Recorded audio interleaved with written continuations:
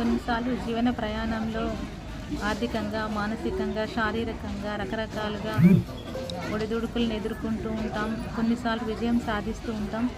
విజయం సాధించినప్పుడు ఎలాగైతే సంబరాలు చేసుకుంటామో అట్లాగే అది శాశ్వతం అది కాదని గుర్తుంచుకోవాలి. ఎందుకంటే కొన్ని సందర్భాల్లో మనం చాలా ఘోరంగా నష్టపోతూ ఉంటాం. అట్లాంటి సమయంలో మనం మానసికంగా కూడా చాలా అంటే చాలా ఇంకా నిరాశకు లోనై ఇంకా మేము ఏం చేయలేము, మా జీవితం ఇంతే, ఇంకా మేము అసలు బ్రతుకుంటమే వేస్ట్ అన్నంత ఎక్కువగా ఆలోచిస్తూ వెనుకబడిపోతూ ఉంటారు.